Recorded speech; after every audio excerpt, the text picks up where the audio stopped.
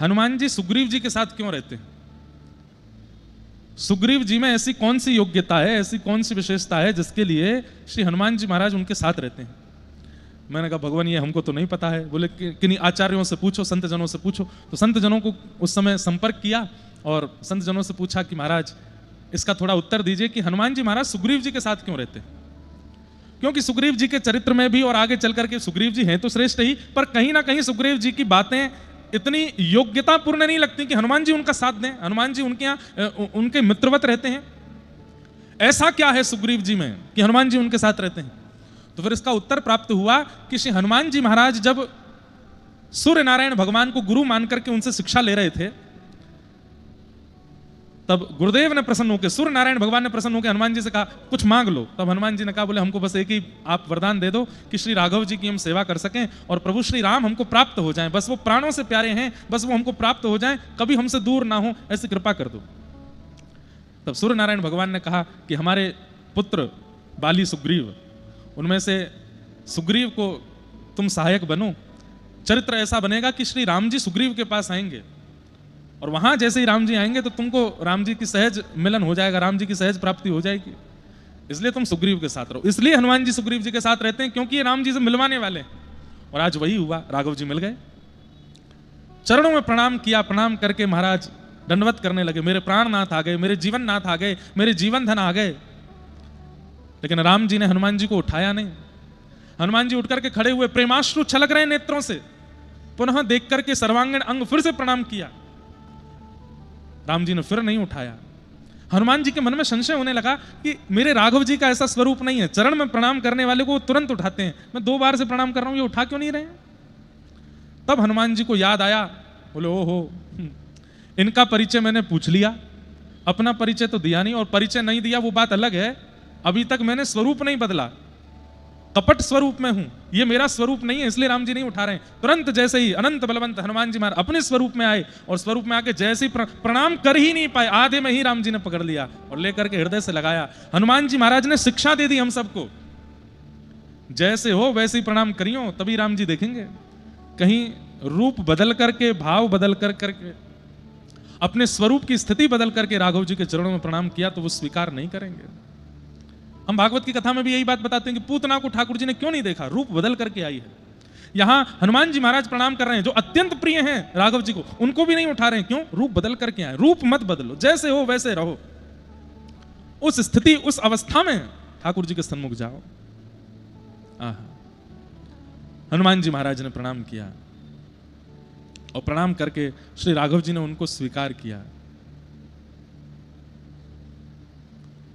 ऐसे श्री हनुमान जी महाराज जो हर स्थिति हर परिस्थिति में हम आप सब लोगों को राघव जी की शरणागति कराते हैं, राम जी की शरणागति कराते हैं, ऐसे अनंत बलवंत श्री हनुमान जी महाराज को जय जय जय हनुमान गुसाई, जय जय जय हनुमान गुसाई, जय जय जय हनुमान गुसाई,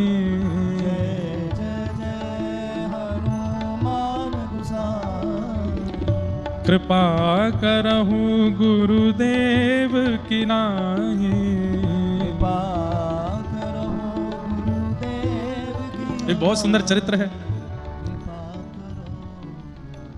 प्रभु श्री राम लंका से वापस अयोध्या की तरफ जा रहे हैं।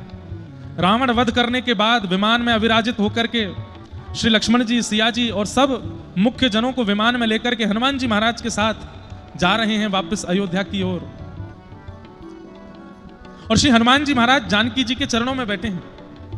अष्ट सिद्ध नव निधि के दाता, अष्ट सिद्ध नव निधि के दाता, असवर दीन जानकी माता, असवर दीन जानकी माता। श्री जानकी जी ने हनुमान जी महाराज को सब वर दे रखे हैं। अष्ट सिद्ध नव निधि के दाता, अष्ट सिद्धि और नवनिधि हनुमान जी को आती हैं ऐसा नहीं है, हनुमान जी अष्ट सिद्धि और नवनिधियों के दाता बन गए। मतलब किसी को 8 सिद्धियां नवनिधियां चाहिए तो हनुमान जी देंगे, स्वामी बना दिया है। किसने? असवर दीन जानकी माता। तो लंका से वापस अयोध्या जा रहे हैं, विमान में बैठे हैं। प्रभु श्री राम बगल में बैठे हैं, लखन लाल जी खड़े हैं, सब मुख्य जन विमान में बैठे हैं और श्री हनुमान जी महाराज बिल्कुल चरणों में बैठे हैं। और चरणों में बैठ करके लंका से लेकर के और जहां रावण ने हरण किया है वहां तक श्री हनुमान जी महाराज सब बताते जा रहे हैं। मैया देखो, यहां हमने ऐसा किया था, यहां से हमने सेतु बनाया था, यहां प्रभु श्री राम ने बैठ करके सब वानरों को उपदेश दिया था, यहां पर सुग्रीव के साथ प्रथम मिलन हुआ था, यहां इस स्थान पर मैं मिलने गया था, प्रभु श्री राम से पहली बार मैं यहां मिला था। सब स्थान दिखाते हुए, दर्शन कराते हुए जा रहे हैं। विमान चलता जा रहा है। थोड़ी देर बाद देखते हैं श्री हनुमान जी महाराज के नेत्र प्रेमाश्रु से भर गए, रोने लगे हनुमान जी। जानकी जी ने हाथ फेर करके, क्या क्या हुआ, आप रो क्यों रहे हो हनुमान जी, क्या बात है?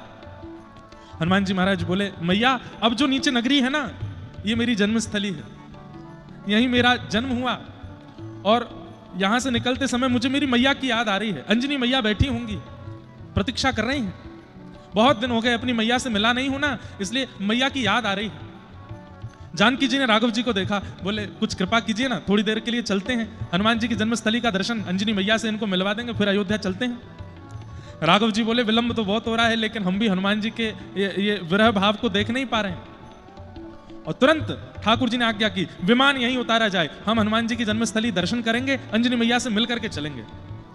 हनुमान जी महाराज बड़े प्रसन्न हो गए, प्रभु आप मेरी जन्मस्थली चलेंगे, मेरी मैया से मिलेंगे? बोले हाँ चलो, जल्दी चलो। तुरंत विमान उतरा है। अब हनुमान जी की जन्मस्थली कौन सी है, इसके ऊपर भी बड़े प्रमाण दिए जाते हैं, परंतु मुख्य रूप से ऐसा कहा जाता है कि नासिक में नासिक से त्र्यंबकेश्वर जाते हैं, वहां मार्ग में श्री हनुमान जी महाराज का जन्म स्थान मिलता है, ऐसा भाव रखते हैं। आहा, हनुमान जी आ गए। हमारे श्री हनुमानगढ़ी के पूज्य महंत जी श्री बजरंग दास जी महाराज हम सबके मध्य पधारे हैं। बोलो अनंत बलवंत श्री हनुमान जी महाराज की। हमारे परम पूजनीय श्री राजू दास जी महाराज, जिनके पावन सानिध्य में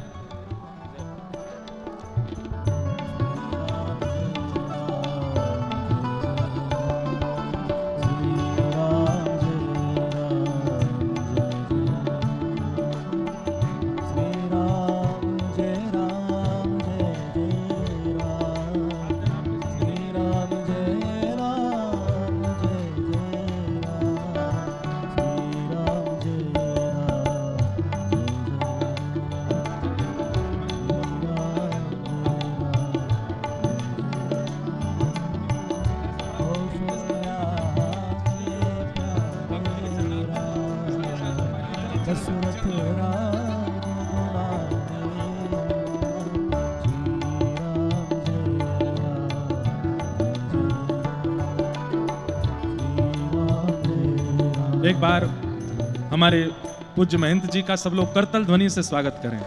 अनंत बलवंत श्री हनुमान जी महाराज की।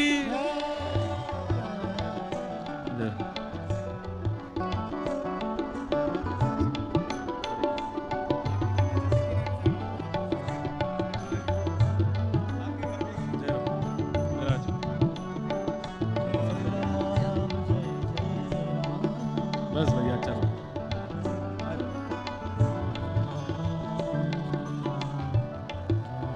इससे बढ़िया संयोग क्या होगा। हनुमान जी के पावन जन्मोत्सव की और विविध विविध लीलाएं हम सुन रहे हैं, और इसी बीच में हमारे अयोध्या के श्री हनुमानगढ़ी के पूज्य महाराज जी, जिनके सानिध्य में सनातन धर्म सुरक्षित है, ऐसे अनेक महापुरुष हैं, पर उनमें हनुमान जी जैसा पराक्रम और बल वाणी में हो, चाहे शरीर में हो, चाहे बुद्धि में हो, वो जिनमें देखने को मिलता है, ऐसे हमारे महंत जी श्री राजू दास जी महाराज हमारे मध्य पधारे हैं। आपको बारंबार प्रणाम करते हैं, बारंबार वंदन करते हैं। और भैया देखो, घर के किसी व्यक्ति के जन्मोत्सव पर घर के मुखिया को तो विशेष बधाई देनी चाहिए और मांगनी भी चाहिए। हनुमान जी के जन्मोत्सव की पहले तो महाराज जी को खूब बधाई हो। ऐसी रूखी सूखी बधाई बोली हो आप लोग तो नहीं, जोर से बोलो। हमारे ब्रज में कथा होती तो ऐसी जोर की बधाई बोलते कि महाराज जी ऐसे बैठ जाते। इतनी जोर की बधाई, जोर से बोलो बधाई हो। अब बोलो बधाई दो। महाराज जी, आज श्री हनुमान जी को जन्मोत्सव है, अब बधाई चाहिए हम सबन को।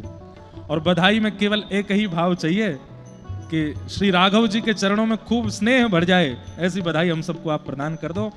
और साल 2 साल में हमको जो बधाई चाहिए कि हम अयोध्या कथा करने आते रहे, ऐसी बधाई हमको दे दो।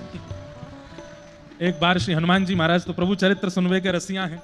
प्रभु चरित्र सुनवे को रसिया, प्रभु चरित्र सुनवे को रसिया, राम लखन सीता मन बसिया, राम लखन सीता बसिया, श्री राम जय राम जय जय राम, श्री राम जय राम जय जय राम, ओ श्री राम जय राम जय जय राम, श्री राम जय राम। तो हम लोग प्रसंग सुन रहे थे,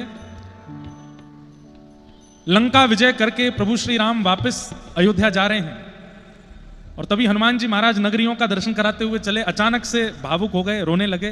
तो श्री जानकी जी ने पूछा कि हनुमंत लाल आप रो क्यों रहे हैं? बोले मैया ये मेरी जन्मभूमि है, जो नीचे अभी हम जिसके ऊपर से गुजर रहे हैं, मेरी मैया अंजनी मैया बेटी है, वर्षों से मैं मैया से मिला नहीं हूं, इसलिए भाव में भावुक हो गया हूं। तो श्री जानकी जी ने राघव जी को इशारा किया, बोले यहीं विमान उतारो, हनुमान जी की जन्मस्थली का दर्शन भी करेंगे और अंजनी मैया से इनको मिलवा देंगे, हम भी अंजनी मैया के हाथ का कुछ प्रसाद पाके फिर चलेंगे आगे। राम जी ने तुरंत विमान नीचे उतारा। हनुमान जी तो नाचने लगे, आप मेरी जन्मस्थली जाएंगे?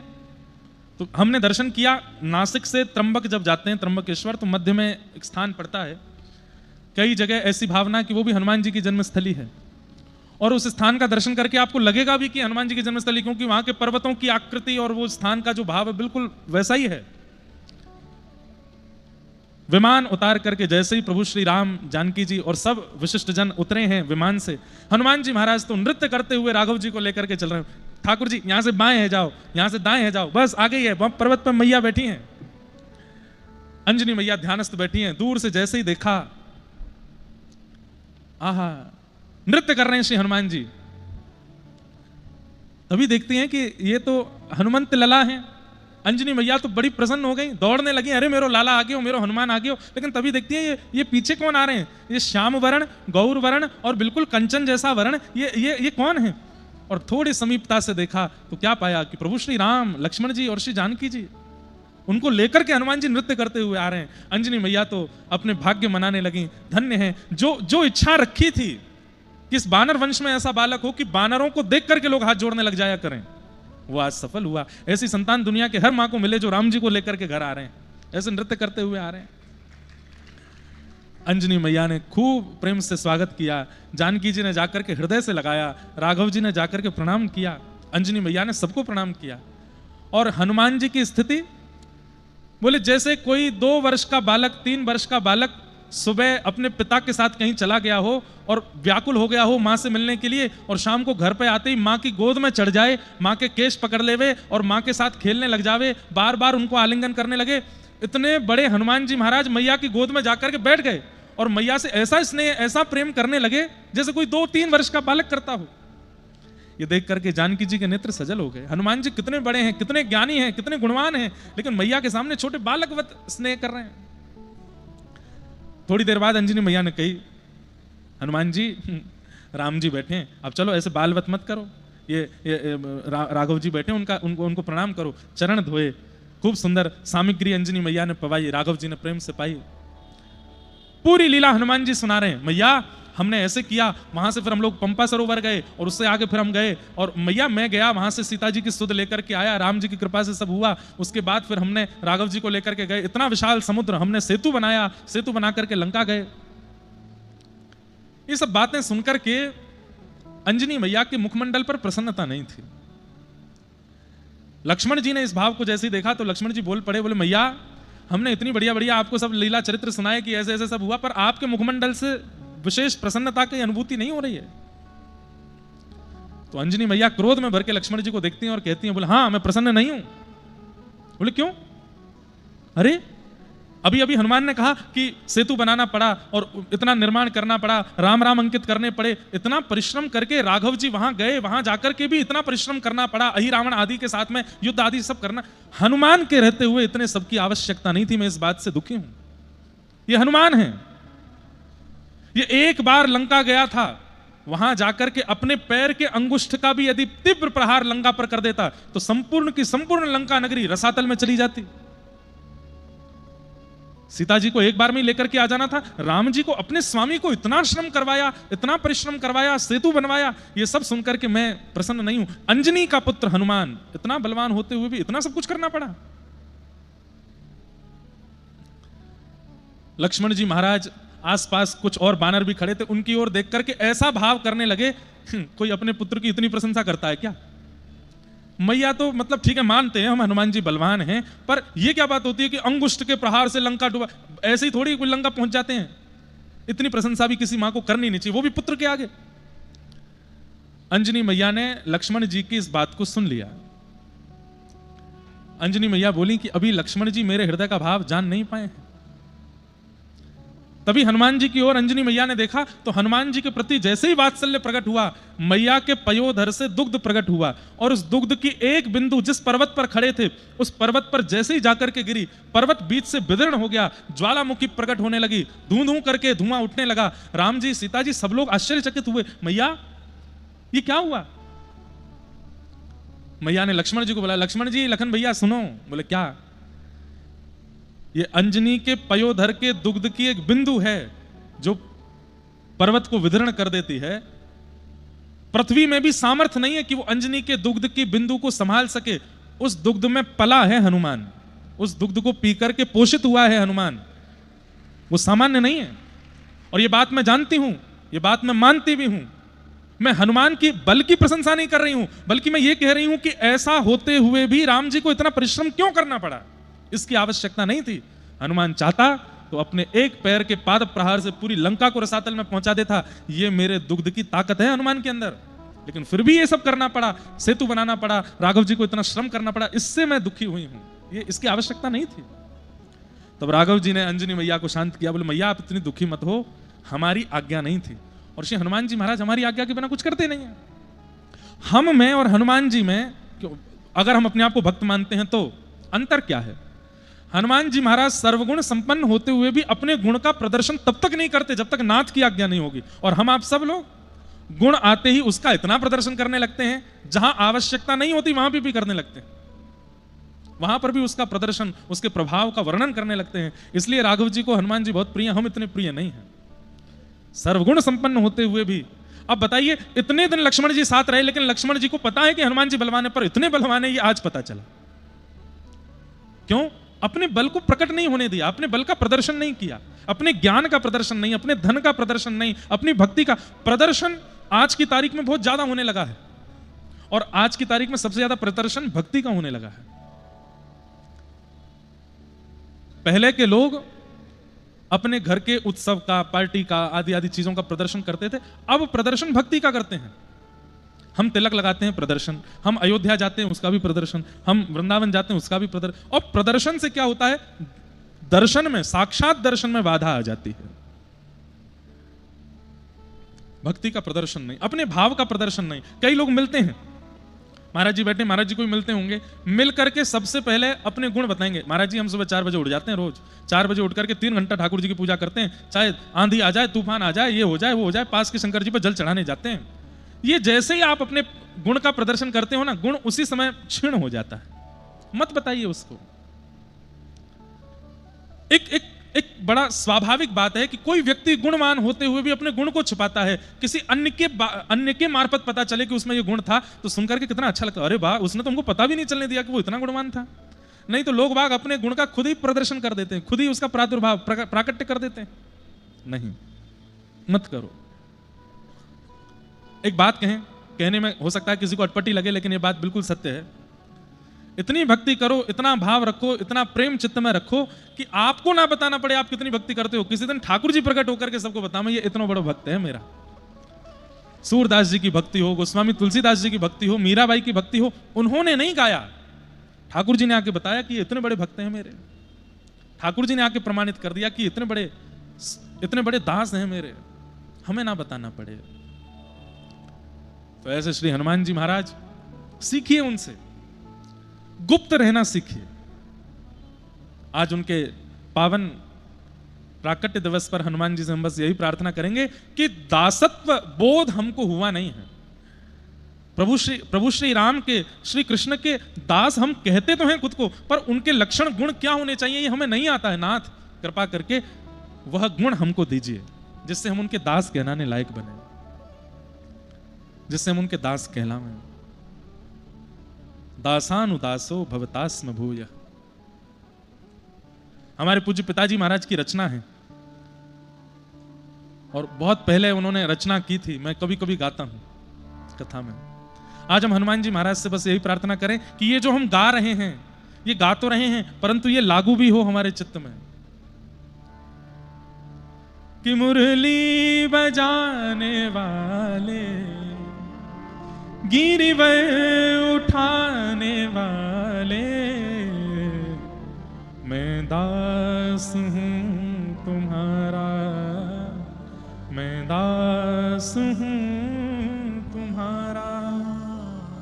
हे मुरली बजाने वाले, गिरिवर उठाने वाले,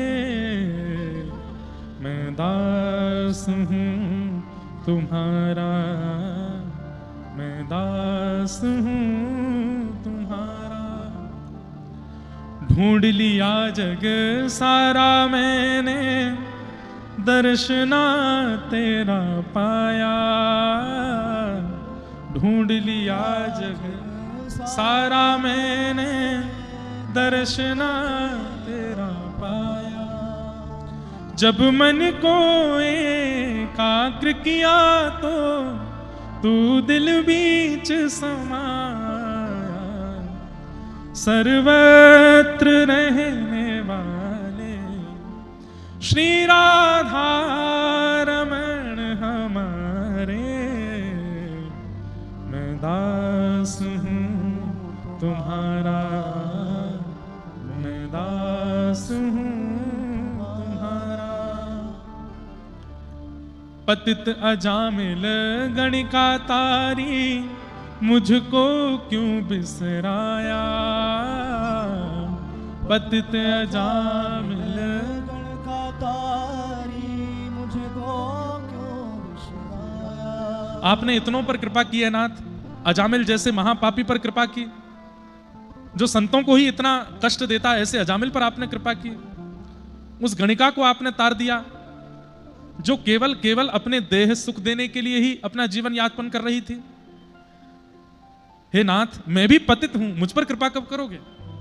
पतित अजामिल गणिका तारी, मुझको क्यों बिसराया।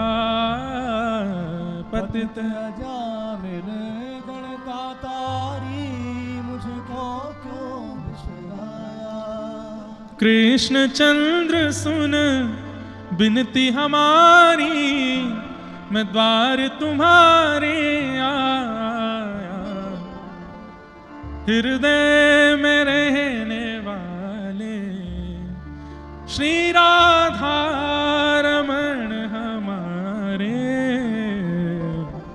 मैं दास हूँ तुम्हारा, मैं दास हूँ तुम्हारा, मैं दास हूँ तुम्हारा, मैं दास। अच्छा एक बात और, ये दास शब्द बोलना बहुत आसान है पर बनना उतना ही कठिन है। सिर बल जाऊं उचित यस मोरा, सिर बल जाऊं उचित यस मोरा। सब ते सेवक धर्म कठोरा, सब ते सेवक धर्म कठोरा। भरत जी महाराज कहते हैं कि दास बोलना, अपने आप को सेवक बोलना, अपने आप को भक्त बोलना जितना आसान है, इसको निभाना उतना ही कठिन है। बहुत कठिन है सेवक धर्म, दासत्व बहुत कठिन है। दास का मतलब क्या होता है, दासत्व का मतलब क्या, जहां अपने आप को मार दिया जाए, अपनी इच्छा, अपना व्यवहार, अपना स्वभाव, अपना सर्वस्व केवल एक स्वामी के लिए समर्पित हो जाए, अपने लिए कुछ नहीं है, तब दास बनते हैं हम। जहां तनिक सी भी अपनी इच्छा है वो दासत्व नहीं हो सकता। जहां पर हमारा सोना, हंसना, बैठना, उठना, गाना सब स्वामी के लिए है, तब दासत्व होता है। हनुमान जी महाराज हंसते भी राम जी के लिए हैं, हनुमान जी महाराज सोते भी राम जी की आज्ञा से हैं, हनुमान जी महाराज चलते भी राघव जी की आज्ञा से, हनुमान जी महाराज पाते भी, अपनी कोई इच्छा नहीं है। और ऐसा होना इस कलिकाल में बहुत मुश्किल है, पर यदि कोई हो जाए तो हनुमान जी महाराज सहायक बन जाएंगे उसको राम जी से मिलाने के। जो स्व का त्याग कर दे, अपनी स्थिति का त्याग कर दे, अपने स्वामी के लिए जीने लगे, वो दास कहलाता है, वो दास कहलाता है। ऐसे श्री हनुमान जी महाराज को हम बारंबार प्रणाम करते हैं और बस उनसे प्रार्थना करते हैं कि नाथ आप कृपा करो, हमारे अंदर दासत्व आ जाए। हम रोज, अभी ऐसा कोई भावना नहीं थी पर आज मन में सोचे हैं, आज श्री हनुमान जी महाराज पर थोड़ा प्रकाश उनके भाव पर, रोज अयोध्या के एक भक्त के ऊपर कुछ कहेंगे। आज हनुमान जी, कल लक्ष्मण जी, परसों भरत जी, और फिर भागवत और राम कथा दोनों मिश्रित करनी है। यहाँ तो हमारे भागवत में भी कृष्ण जन्मोत्सव बाद में सुनाया गया, पहले राम कथा सुनाई गई। तब श्री शुकाचार्य जी परीक्षित जी से कहते हैं, जब तक राम कथा में प्रवेश नहीं करोगे, राम जी की मर्यादा जीवन में नहीं लाओगे, कृष्ण लीला समझ में नहीं आएगी। जैसे राम जी की लीला में प्रवेश करने के लिए पहले महादेव का चरित्र सुनाया जाता है, ऐसे ही कृष्ण कथा से पहले राम चरित्र सुनाया जाता है। तो और एक बात बोल दूं कि मैं वक्ता तो कृष्ण कथा का हूं, लेकिन मुझे बहुत चाव रहता है राम जी की लीला सुनाने का, राघव जी के चरित्र सुनाने का। और ऐसे मधुर मधुर चरित्र हैं प्रभु श्री राम के, हनुमान जी के, भरत जी के, लक्ष्मण जी के, सिया जी के। अयोध्या नगरी मिली है, आप सब मिल गए हो, भागवत जी मिल गए, मंच मिल गया है, हमारे महाराज जी मिल गए, तो हम कोई चूक छोड़ने वाले हैं नहीं। अपने मन की सब स्थिति पूरी कर देंगे यहाँ पर। बस आप लोग ध्यान से सुनिएगा, आप लोग भाव से सुनिएगा, आपसे बस हमको यही चाहिए, एकाग्रता रखिएगा बस। 7 दिन में नहीं आपको राघव जी का अनुभव हो जाए तो हमारा नाम बदल दीजिएगा, कुछ तो होगा। क्योंकि हम स्वयं इसी भाव से कथा कहते हैं कि भाई 7 दिन में चाहे स्वप्न दर्शन हो, लेकिन हो जरूर। ऐसे राघव जी को हम प्रणाम करेंगे। और अयोध्या नगरी है, या अयोध्यापुरी है, यहाँ की बड़ी महिमा है। वो महिमा तो फिर अयोध्या जी का महात्मा हम कल सुनाएंगे कथा में। अयोध्या जी का महात्मा क्या है, जैसे हमारे व्रज का महात्मा है, वृंदावन का महात्मा है, अयोध्या जी का भी बड़ा विशेष महात्मा है। सरजू जी का महात्मा, सरजू जी की रज का महात्मा है। सब महात्मा भी कल सुनेंगे। आज प्रथम दिन की कथा है, महात्मा में भागवत जी का महात्मा हम कर लेते हैं।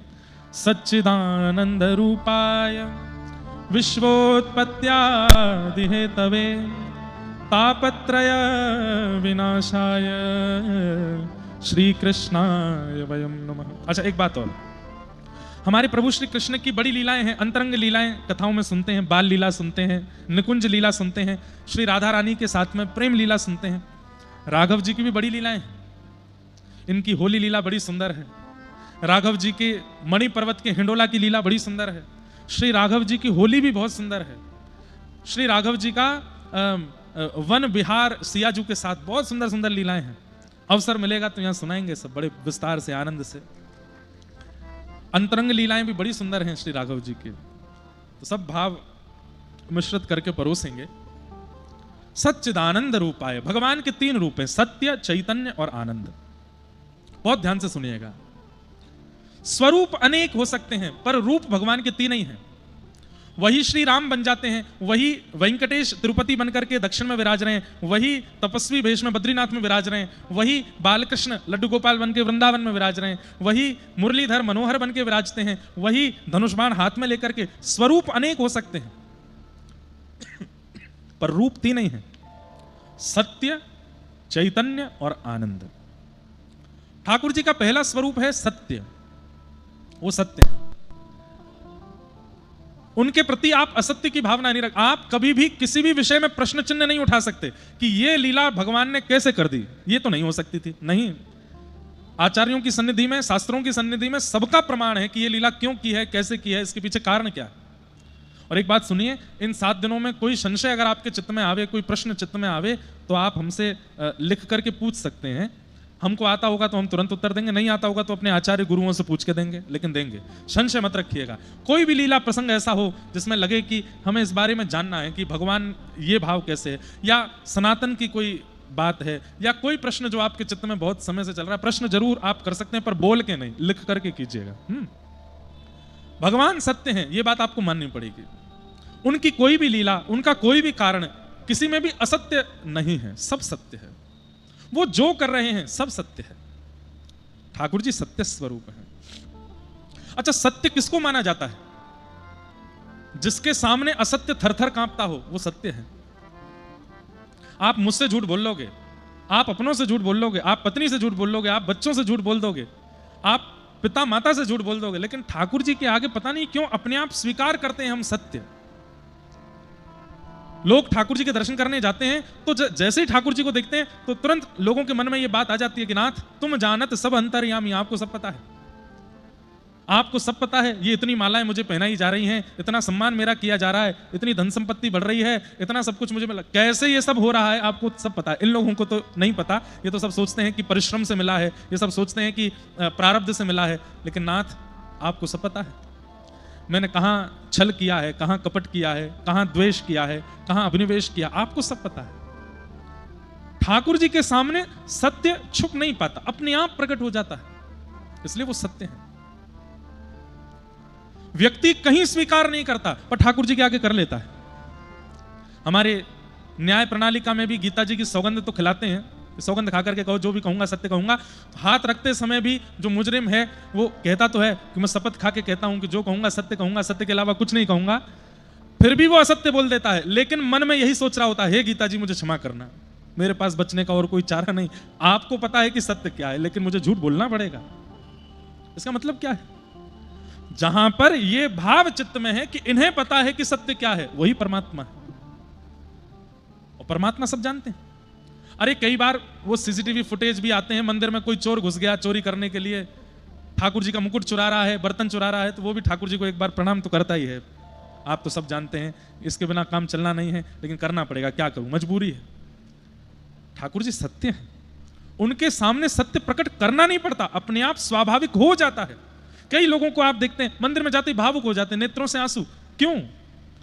राम जी को देख करके वो भावुक नहीं हुए, वो इसलिए भावुक हो जाते हैं कि नाथ मेरी परिस्थिति मुझे पता है कैसी कैसी हुई थी, और उस परिस्थिति में मैंने क्या क्या नहीं किया ये मैं ही जानता हूं, आपको सब पता है, आपने सब स्थिति में मेरी रक्षा की, मुझे संभाला, नाथ मुझे क्षमा करना है। कई बार मैंने देखा है बड़े बड़े उद्योगपति, बड़े बड़े धनी मानी, बड़े बड़े नामी ग्रामी लोग, कोई कमी नहीं है जिनके पास, हवाई जहाज में, अपने हवाई जहाज में चलते हैं, हेलीकॉप्टर साथ में रहता है, सब कुछ है उनके पास, संपत्ति की कोई कमी नहीं, सब कुछ है। व्यापार रुक भी जाएगा तो भी इतनी संपत्ति है कि अंतिम श्वास तक कमा सकते हैं। वो भी कई बार ठाकुर जी के आगे रो जाते हैं।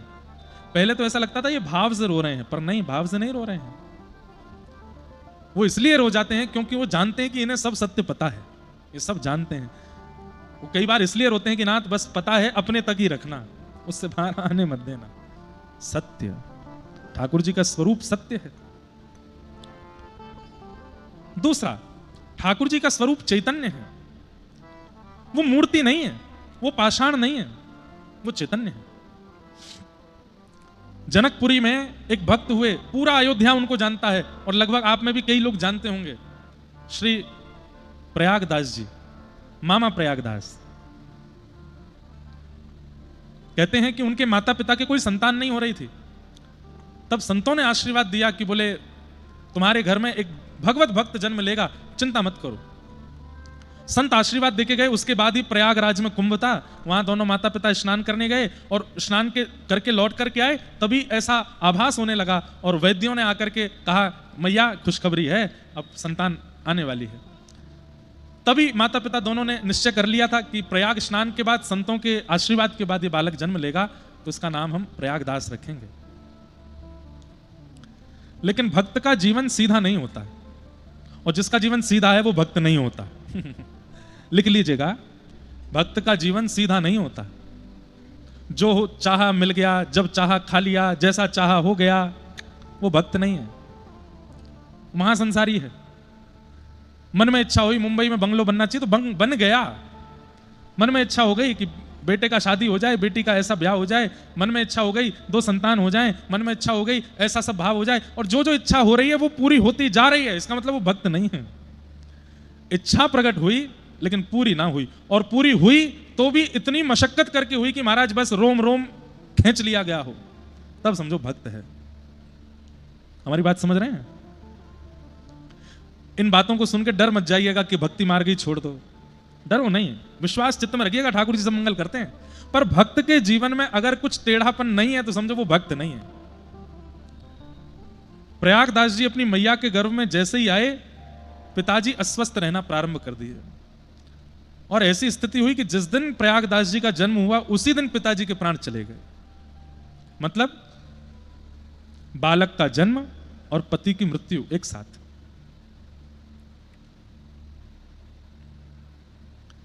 मां क्या करे ऐसी स्थिति में, लेकिन ठाकुर जी पर भरोसा करके, सब संतों के आशीर्वाद पर भरोसा करके उस बालक के ऊपर ध्यान दिया। विधवा हो गई मां, बालक को गोद में लेकर के अब उसका लालन पालन करना प्रारंभ किया। धीरे धीरे जैसे ही थोड़े बड़े हुए, चलने फिरने की थोड़ी स्थिति, घुटमुन चलने लगे, एक दिन इतनी जोर की आग लगी कि पूरा घर जल करके राख हो गया, और जो थोड़ी बहुत संपत्ति जिससे मां बालक का पोषण कर रही थी वो भी जल गई, खत्म, सब खत्म, कुछ नहीं बचा। पिता चले गए, संपत्ति चली गई, परिवार संबंधी। एक बहुत सुंदर पद है, याद आ रहा है, गा दूं? सूरदास जी कहते हैं, ऊधो, महाराज जी बहुत सुंदर पद है। ये स्थिति सबके जीवन में आएगी, इसलिए सब तैयार रहना, मुझसे लेके आप तक कोई नहीं बचेगा। गोपियां गा रही हैं, लेकिन सूरदास जी की वाणी है, ऊधो जब टेढ़े दिन आवे, ऊधो जब टेढ़े दिन आवे, हाँ ऊधो जब टेढ़े दिन आवे, ऊधो जब टेढ़े। हमारे श्री नामदेव जी महाराज कहते हैं, कीर्तन में दो अपराध हैं।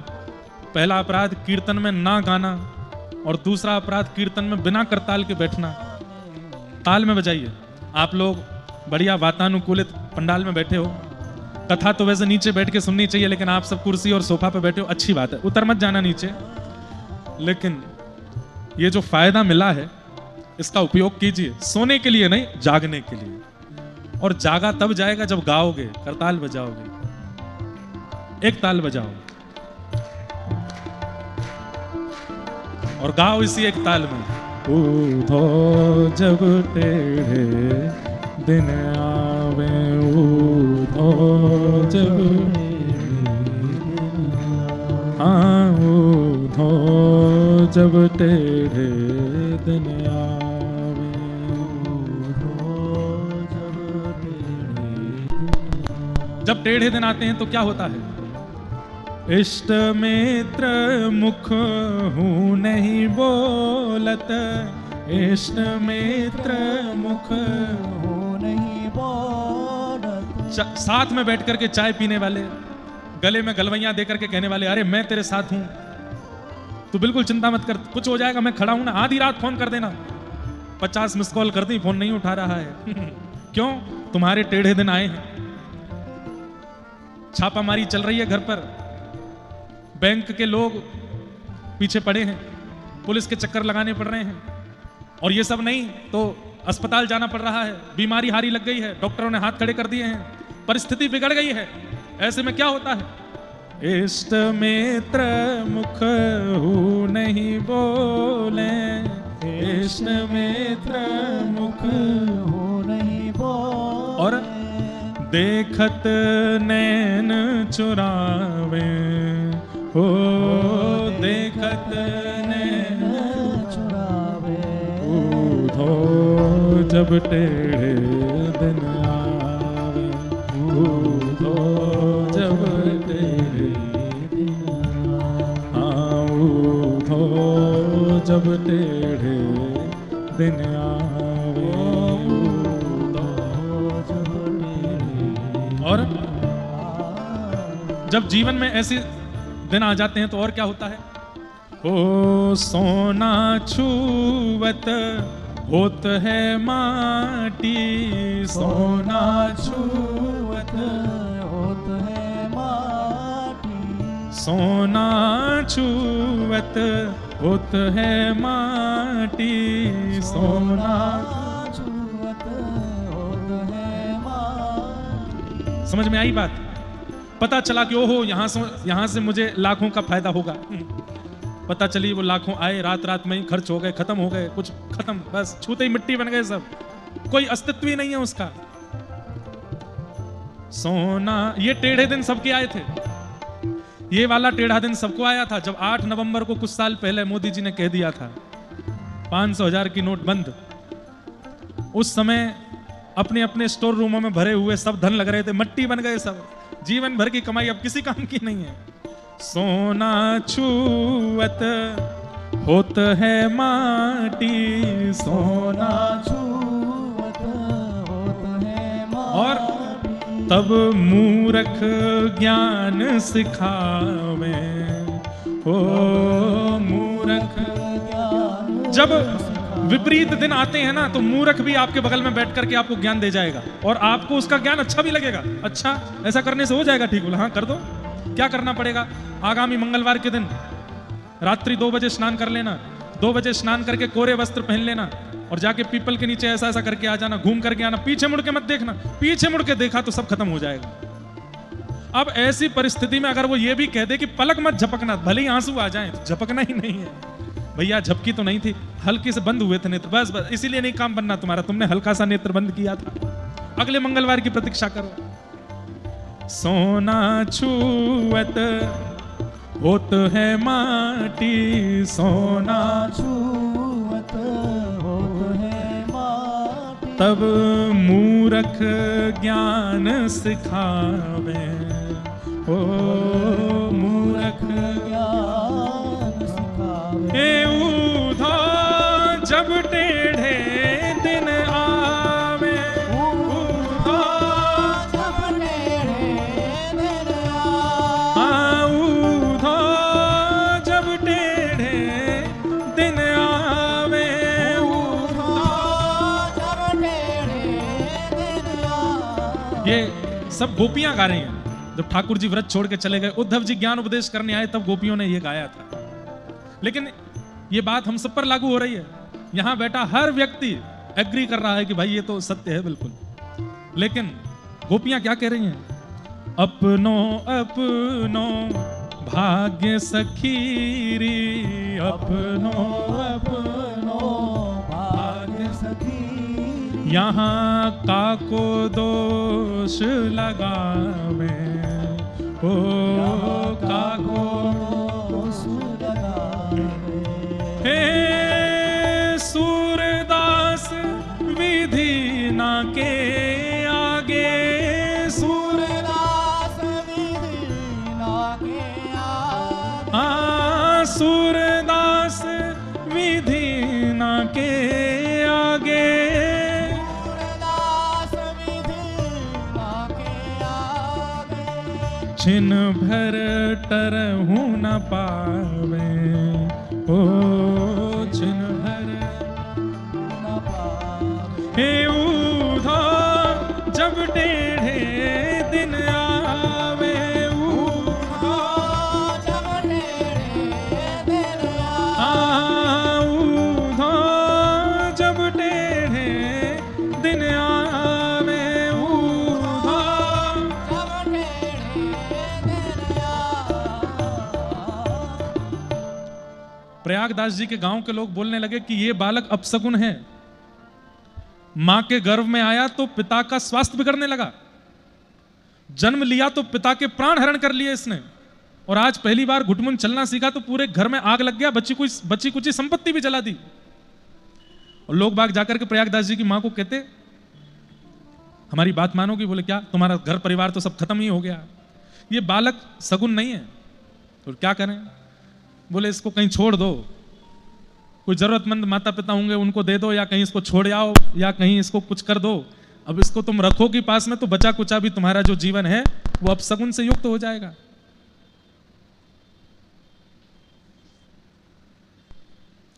कहां तक कहें, प्रयागदास जी थोड़ा थोड़ा बड़े हुए, चलने फिरने लगे, माइक के टेढ़े दिन आए हैं। ऊधो जब टेढ़े दिन आवे। क्या बता रहा था मैं? कहां थे हम?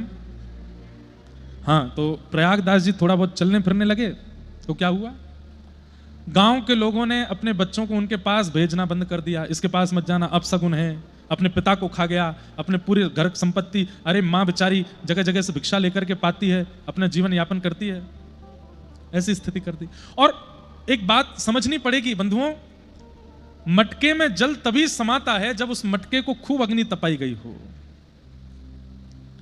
कई बार व्यक्ति बोलते हैं सुना हुआ, व्यक्ति बोलते हैं पढ़ा हुआ, पर कई लोग बोलते हैं वो ना सुने हैं ना पढ़े हैं। कैसे बोल रहे हैं इतना अच्छा, इतना आकर्षण कैसे आ गया उनकी वाणी में? बोले प्रेम रस भरा है चित्त में, और प्रेम उसी के चित्त में भरता है जिसको खूब तपाया गया हो ठाकुर जी के द्वारा। जो तपा नहीं होगा वो प्रेम रस को समा नहीं पाएगा चित्त में। इसलिए बंधुओं, विपत्ति आती है ना जीवन में, घबराया नहीं कीजिए, ऐसा सोच लिया कीजिए कि हम सब मटका हैं, ठाकुर जी तपा करके हमको बढ़िया आकृति दे रहे हैं, कुछ समय की बात है, सह लेते। और ये बात सत्य है, रात्रि के बाद उजाला होगा, कुछ समय की बात है, धैर्य पूर्वक नाम जप करते हुए, भगवत स्मरण करते हुए सह लीजिए उस स्थिति को, उस समय को, अच्छे दिन आ जाते हैं फिर। अच्छा, अच्छे दिन मानते किसको आप? समय से भोजन मिल जाए, समय से रोटी मिल जाए, समय से धन मिल जाए, वो अच्छे दिन ना। बिना प्रयास के वृंदावन जाने को मिल जाए, अयोध्या आने को मिल जाए, ठाकुर जी की कथा सुनने को मिल जाए, ठाकुर जी का स्मरण होने लग जाए, सोते उठते चलते फिरते नाचते गाते राम कभी चित्त से जाते नहीं है, समझो वही अच्छे दिन है आपके। ठाकुर जी की विस्मृति नहीं होती है। धन संपत्ति तो भैया रावण को भी मिल रही थी, सब कुछ बढ़िया रावण के पास था, ये कोई अच्छे दिन थोड़े हैं। हरि स्मृति ये अच्छे दिन है। प्रयागदास जी थोड़े थोड़े बड़े हुए। एक दिन अपनी माँ से बोले, माँ मैं बाहर जाता हूं बगीचे में बच्चों के साथ खेलने, सब बच्चे बोलते हैं हम अपनी बुआ के यहाँ जा रहे हैं, कोई कहता हम अपनी मामा के यहाँ जा रहे हैं, कोई कहता हम अपनी नानी नाना के यहाँ जा रहे हैं, और आज तो मैया सब बालकों के हाथ यहाँ तक भरे हुए थे। मैंने पूछा ये क्या पहन के आए हो? तो सब बोले राखी है, हमारी बहनों ने पहनाई है। माँ मेरे हाथ में राखी क्यों नहीं है? मेरी बहन कहाँ है? और मेरे बुआ फूफा दादी दादा नानी नाना ये सब कहाँ है? कोई भी क्यों नहीं है हमारे घर में? बालवत चेष्टा अति अद्भुत होती है बंधु। अगर बालक के बालवत समय पर उसके चित्त में भक्ति का संचार कर दिया जाए तो वही मीराबाई बन जाती है, वही मामा प्रयागदास बन जाते हैं। बड़े होने के बाद उनमें चतुराई आ जाती है, इसलिए भक्ति इतनी सुदृढ़ नहीं हो पाती। बालक जब होते हैं ना, बहुत सहजता में समझ जाने वाले, उस अवस्था में यदि भक्ति का संचार कर दिया जाए। अब मीराबाई को श्याम सुंदर कैसे मिले? छोटी सी मीराबाई बारात देख करके बोलती मैया ये क्या है? बोले बारात है। ये घोड़ी पर कौन बैठा? बोले ये बींद है, दुल्हा है, एक दुल्हन से ब्याह करने आया, उसको संग ले जाएगा। अच्छा मैं भी किसी दिन दुल्हन बनूंगी? बोले हाँ। मेरा भी बींद आएगा? बोले हाँ। ऐसे ही आएगा? बोले हाँ। मेरा बींद कब आएगा?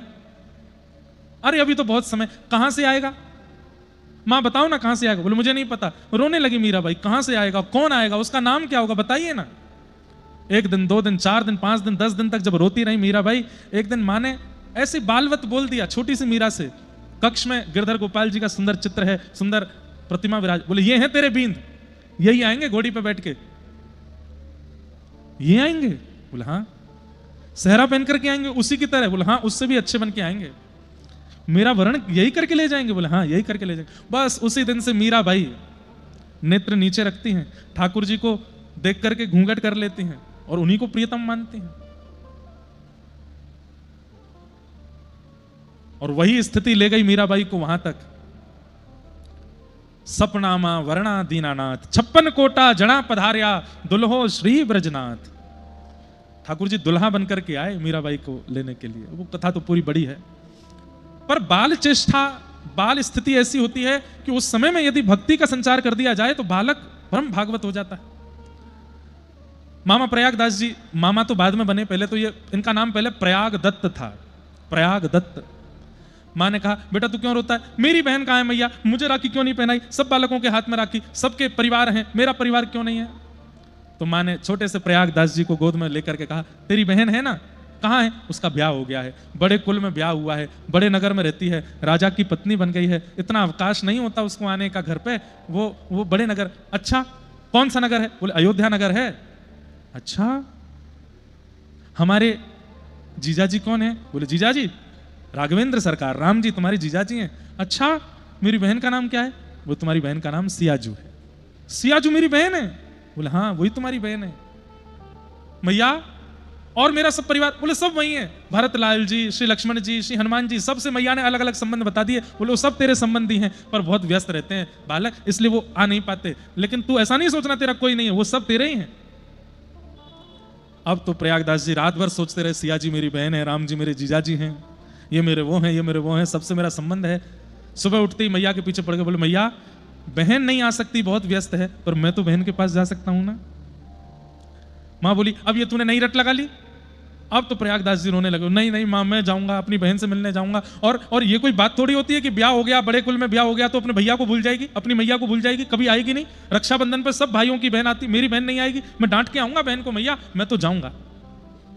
इतनी हट करने लगे कि माँ ने अंत में कहा ठीक है जा तू अयोध्या चला जा, वही है तेरी बहन। माँ ऐसे कैसे चला जाऊं, कुछ तो बना के दो। माँ को जबरदस्ती रसोई में लगे, कुछ बना के दो, कुछ सामग्री दे दो। माँ ने कुछ सामग्री बनाई, सामग्री बना करके दे दी, और बस मनी मन सोचने लगी, हे राघव जी मेरे पुत्र का ध्यान रखना, ये निकल तो गया है, मैंने इसको समझा तो दिया है, जितनी मेरी इच्छा थी, जितनी मेरी योग्यता थी, उतना इसको मैंने कर तो दिया है, बस आप संभाल लेना इसको। निकल गए प्रयागदास जी अयोध्या के लिए। अयोध्या आए, माँ से पूछा था अयोध्या नगरी तो बहुत बड़ी होगी, मेरी बहन कहाँ रहती है, कोई जगह बता दो। तो माँ ने कह दिया था कनक भवन में है तेरी बहन। सीधे कनक भवन में बिहारिणी जी के दर्शन करने के लिए गए, और वहां जाके पुजारी जी से पूछने लगे, जय सिया राम। बोले जय सिया राम। बोले कहो भैया हम जनकपुर से आए हैं, प्रयागदास हमारा नाम है, जानकी जी के छोटे भैया हैं, आप उनको मिलवा दीजिए, बोल दीजिए कि मैं उनका भाई हूं, राखी बंधवाने आया हूं। पुजारी जी बोले सामने युगल सरकार विराज रहे हैं, दर्शन करो। बोले इनके तो दर्शन मैंने कर लिए, इनको तो मैंने प्रणाम कर लिया, पर वो जानकी जी कहाँ है? बोले वो जानकी जी बैठी तो है सामने। अरे ये वाली जानकी जी नहीं, ये तो हिल भी नहीं रही, बोल भी नहीं रही, चल भी नहीं रही, उठ भी नहीं रही, स्पष्ट बैठी हैं, ये वाली नहीं, वो वाली जानकी जी, ये तो उनका प्रतिमा स्वरूप है, वो चलती फिरती हैं, वो बोलती हैं, उनसे कह दीजिए मैं आया हूं, मुझे राखी पहना दें। बंधुओं विचार करके देखो, आज भी अगर कोई ऐसा कहे तो आप लोग क्या करोगे? हाँ भैया ठीक है देखो बैठ जाओ, अब इससे क्या मूड मारे, पागल आदमी है, कह रहा है कि जानकी जी को बुलाओ। यही उस समय हुआ। पुजारी जी ने कहा दर्शन करो, प्रसाद लो, चलते बनो यहां से, बहन मिलेंगी तुम्हारी शिकायत करूंगा मैं उनसे, मिलने नहीं दे रहे हो मुझे। बाहर जाके किसी से बोले मेरी बहन जानकी जी कहाँ है, कोई मंदिर बता दे, कोई मंदिर बता दे। मंदिरों में जाकर के ठाकुर जी के विग्रह को देखकर रोने लग जाए, विग्रह से नहीं मिलना है, मुझे प्रत्यक्ष मिलना है, वो मेरी बहन है, मेरी माँ ने कहा कि वो मेरी बहन है। हनुमानगढ़ी गए, हनुमान जी के दर्शन किए, वहां खूब रोए, बोले आप तो मेरे संबंधी है, मेरी माँ ने बताया, क्यों नहीं मिल रही है श्री जानकी जी। हनुमान जी को रो करके जब कहा, एक वृक्ष के नीचे जाकर के इतना रोए, 7 दिन तक ना कुछ खाया ना कुछ पिया, बस सियाजू सियाजू सियाजू, मेरी बहन सियाजू कहते कहते रोने लगे। हनुमान जी महाराज सिया जी के पास गए, बोले कि मैया मुझसे इनका विरह देखा नहीं जा रहा है, आप कृपा करो। सिया जी बोली ठीक है। और एक दिन आया, ढोल नगाड़े ताशे बज रहे हैं, बड़ी बड़ी सहनाइयां बज रही हैं, और महाराज एक व्यक्ति हाथ में सुंदर चमर लेकर के, सुंदर चिन्ह लेकर के, और बढ़िया सुंदर वस्त्र पहन करके चलता हुआ, और बस सबको सावधान करता हुआ जा रहा है। रघुकुल कमल दिवाकर दशरथ नंदन कौशल्यानंदन जगत प्रतिपालक प्रभु श्री रामचंद्र सिया रामजू महाराज पधार रहे हैं, सावधान हो जाओ।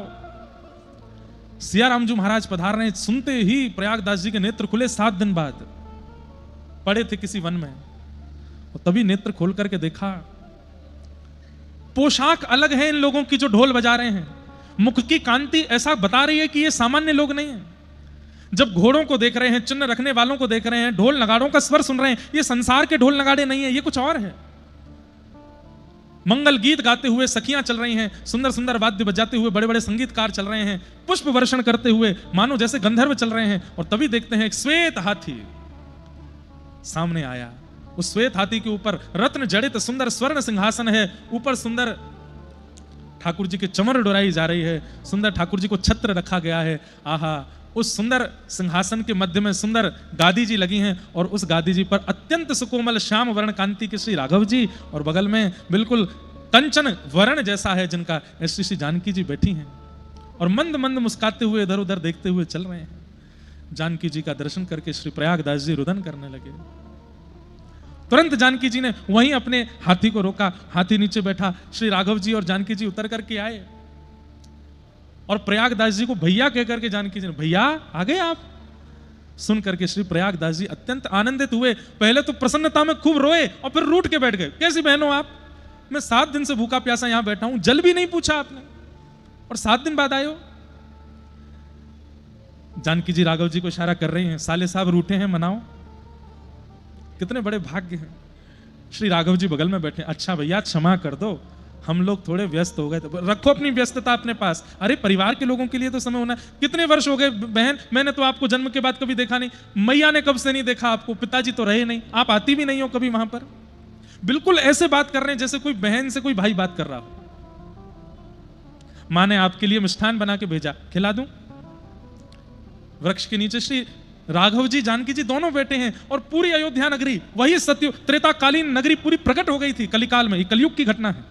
और सब देख रहे हैं, सबके नेत्रों में आंसू हैं। और श्री प्रयागदास जी अपने हाथ से मैया के बनी हुई सामग्री सिया जी को पवा रहे हैं, राघव जी को पवा रहे हैं, और सिया जी राघव जी दोनों मिलकर प्रयागदास जी को पवा रहे हैं। प्रयागदास जी ने, ऐसे ही देखत रहूं तो मैं जन्म सफल कर मानूं। बस आप दोनों ऐसे ही मेरे आंखों के आगे बैठे रहो, मैं देखता रहूं।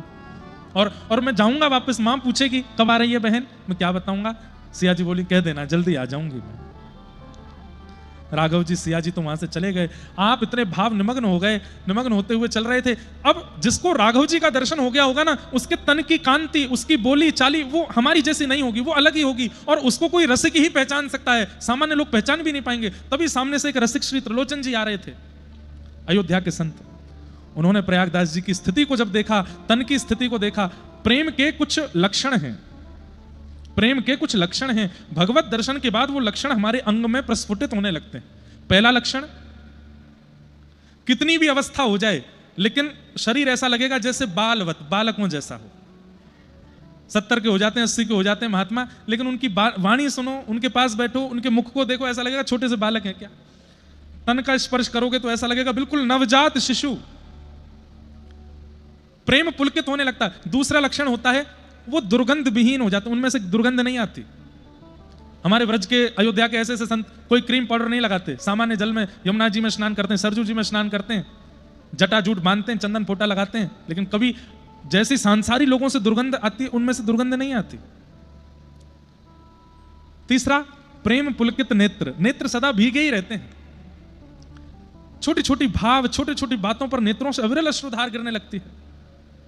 चौथा, निरंतर हर संबंध में, चाहे भोजन की स्थिति हो, सोने की स्थिति हो, चलने की स्थिति हो, बैठने की स्थिति हो, पहनने की स्थिति हो, सारी स्थिति कृष्ण संबंधी, राम संबंधी हो जाती है। ये सब चिन्ह हैं उन लोगों के।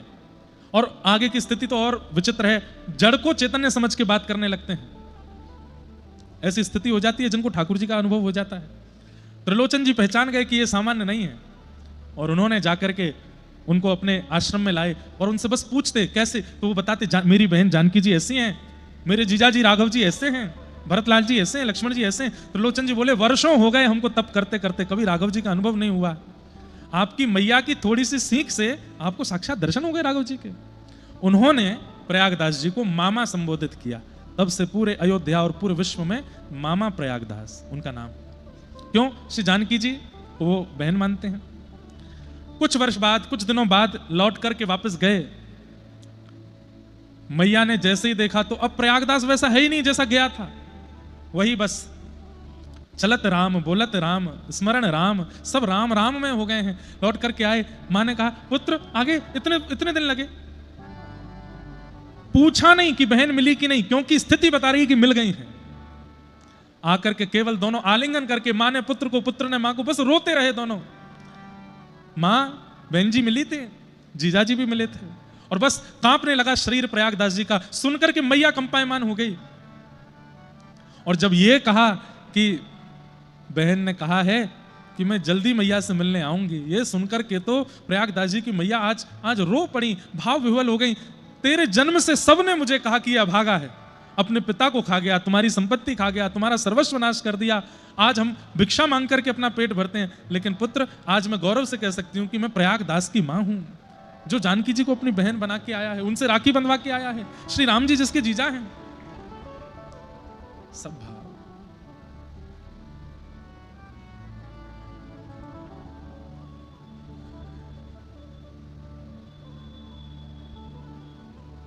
प्रयागदास जी महाराज लेटे रहते।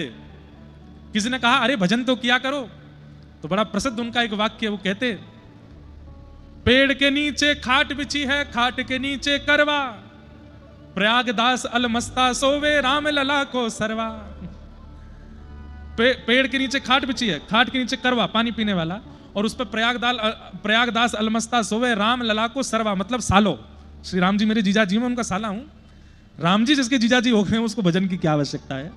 मेरा सुमिरन हरि करे, अरे मैं हरि का सुमिरन नहीं, हरि मेरा सुमिरन करते, मैं पावा विश्राम। तो प्रसंग हमने क्यों सुनाया? ठाकुर जी जड़ नहीं है, चैतन्य है। उनको जड़वत मानना भी नहीं है कि वो कोई पाषाण है, कोई धातु है। आप पाषाण धातु मानेंगे तो ठाकुर जी सदा पाषाण धातु में ही दिखेंगे।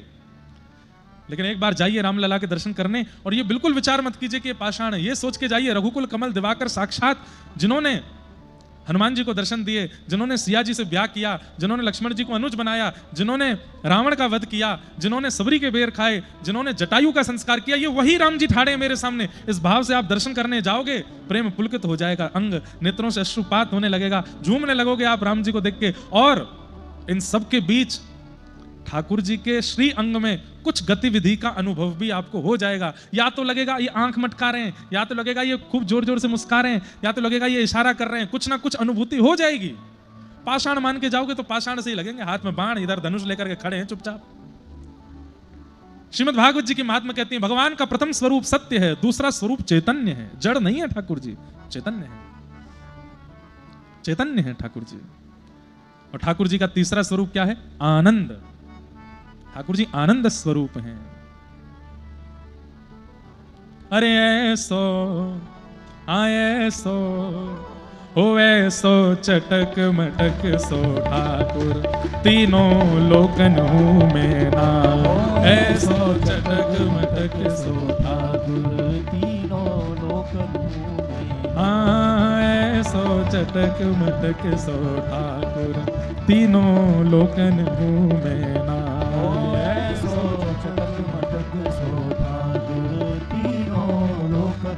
एक बार साकेत धाम गोलोक धाम की एक लीला हुई।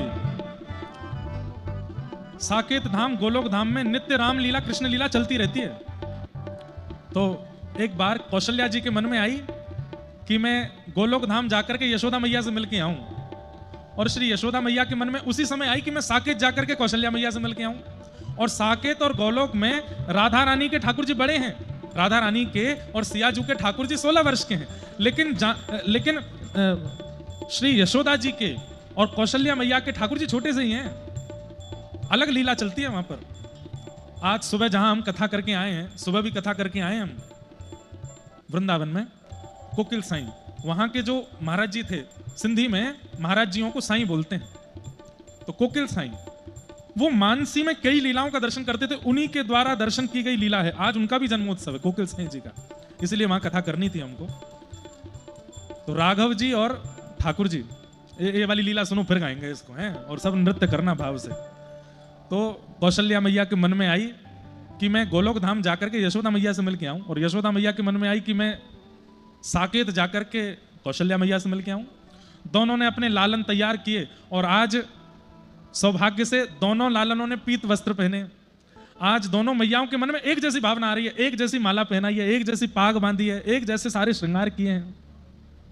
यहां कौशल्या मैया गोद में राम जी को लेकर के, वहां यशोदा मैया गोद में कृष्ण को लेकर के निकल पड़े, और ना वो साकेत पहुंच पाई ना वो गोलोक धाम, बीच रास्ता में ही दोनों मिल गई। कौशल्या मैया और श्री यशोदा मैया ने एक दूसरे को देखा, अरे बहन मैं तो तुमसे ही मिलवे आ रही। यशोदा मैया बोली, मेरे मन में वो आपसे मिलवे की इच्छा रही, देखो बीच में मिल गए। वहां राघव जी ठाकुर जी को देख रहे हैं, ठाकुर जी राघव जी को देख, दोनों एक ही हैं, एक जैसे हैं बिल्कुल। मतलब अगर राम कृष्ण दोनों खड़े हो जाएं तो आप अंतर नहीं बता सकते, अंतर केवल एक से पता चलेगा, क्या? इनके नयन गंभीर हैं, उनके चपल नेत्रों से पता चल सकता है कि कृष्ण कौन है। कैसे?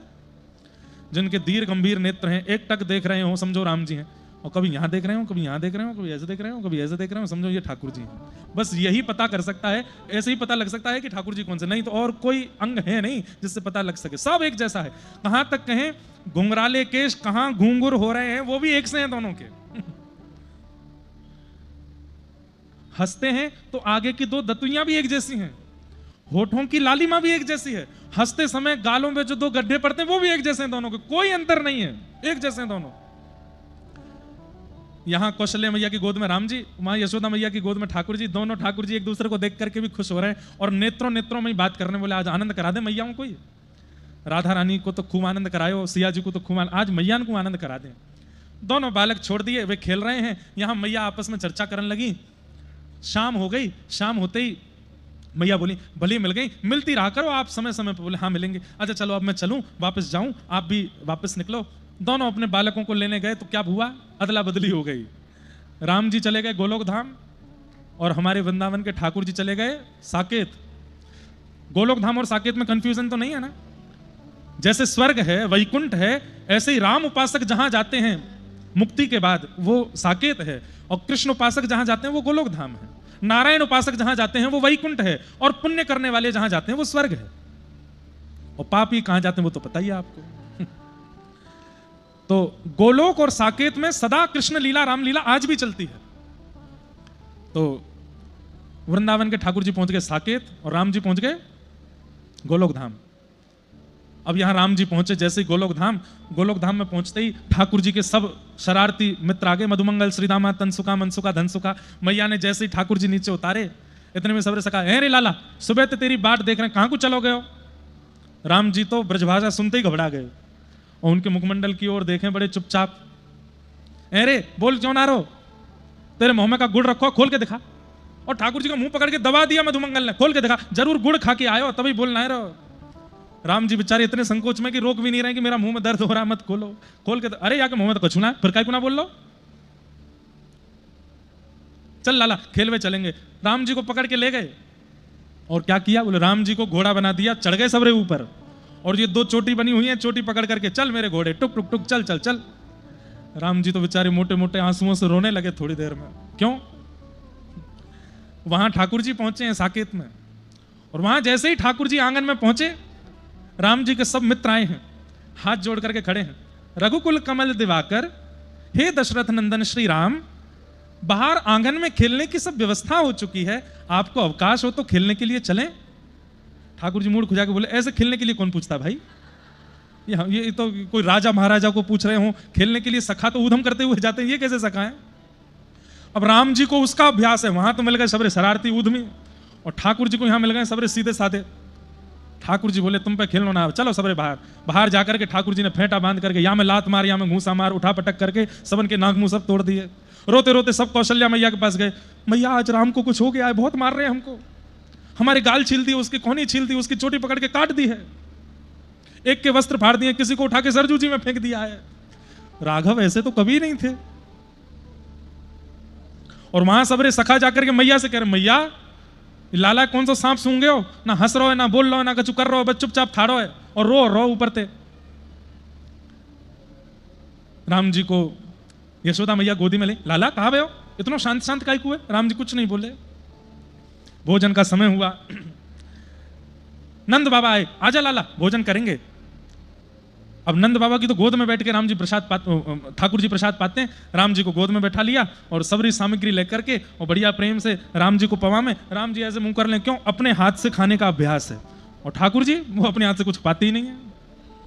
हमारे वृंदावन के ठाकुर जी तो आज तक अपने हाथ से नहीं पाते, अब भी सेवक ही पवाते हैं उनको। राम जी पावे नहीं। नंद बाबा कहें, अरे यशोदा जी लाला का है क्यों, ये पा क्यों ना रहो? बोले पतो ना सुबह सवेरे बालक भी आके शिकायत कर रहे, कुछ बोल ना रहो, कुछ कह ना रहो। और वहां साकेत में दो चौकी लगी, एक बड़ी चौकी दशरथ जी की, छोटी चौकी राम जी की, बगल में भरत शत्रुघ्न लक्ष्मण जी की भी चौकियां लगी हैं। सब आकर के बैठ गए, राम जी आए नहीं अभी तक। दशरथ जी बोले राघव तो बड़े समय के पाबंदी में रहते हैं, अभी तक आए क्यों नहीं? भरत जी जाओ बुला के लाओ। भरत जी गए, राघव भैया पिताजी बाट देख रहे हैं, प्रसाद के लिए आ जाओ। ठाकुर जी जैसे पीछे मुड़ के देखे तो मुंह पे मिट्टी लगी है, हाथ पूरे सन रहे हैं कीचड़ में, सबरे वस्त्र अधर रहे। भरत जी बोले भैया ये कैसे, हाथ पैर धो लीजिए। भरत जी पकड़ के उनको भी कीचड़ में डाल दिया, बोले तू भी चल मेरे संग ऐसे ही। भरत जी संकोच में देख रहे हैं, बोले ये क्या हो गया इनको। आए सीधे लक्ष्मण जी शत्रुघ्न जी सबकी चौकी पर चढ़ते गए और दशरथ जी की गोद में जाके बैठ गए। सामने कढ़ी रखी है, खीर रखी है, सब सामग्री उठा उठा के दशरथ जी की दाढ़ी पर लगाने लगे। कड़ी से सुंदर सुंदर चिन्ह बनाने लगे, यहाँ पर मिर्च लेकर के कान में घुसाने लगे। दशरथ जी बोले कौशल्या ये क्या हुआ राम को, ये क्या कर रहा है, ये पूरे मेरे वस्त्र बिगाड़ दिए, पूरे मुंह पे मेरे आकृति बना दी। कौशल्या मैया बोली सुबह सब बालक पीटे हैं, कईयों को पकड़ के सरजू जी में फेंक दिया है, ऐसा राम ने कभी किया तो है नहीं। वहां यशोदा मैया ने ठाकुर जी पकड़े, यहां कौशल्या मैया ने अपने लाला पकड़े, और दोनों ने पकड़ करके ध्यान से जब देखा, यशोदा मैया ने देखा दीर्घ गंभीर नेत्र, बिल्कुल चपलता नहीं है, बिल्कुल चंचलता नहीं है। अरे ये कहीं कौशल्या को लाला राम तो नहीं है? राघव, जैसे ही राघव कहा तो राम जी बोले हाँ मैया। अरे ये तो राघव आ गए हो है यहाँ पे। अरे लाला, इस सबरे सखान ने मिलकर के खूब कीचड़ लगाई दी, मट्टी लगाई दी, लाला तो को मैं नवा धुवाई दूं। नंद बाबा बोले ये यहां आ गए इसकी चिंता नहीं है, पर वो वहां चला गया है, साकेत में क्या हो रहा होगा, दौड़ो। राम जी को गोद में लेकर के नंद यशोदा दोनों दौड़े साकेत की ओर। साकेत में जाती क्या दिखा, घरों में महाराज मटकी फूटी पड़ी हैं, ग्वाल बाल सब अपने हाथ वाथ पकड़ के बैठे हैं राम जी के। और अंदर भवन में जाके देखा तो लक्ष्मण भरत शत्रुघ्न सब रस्सी से बांध रखे हैं ठाकुर जी ने।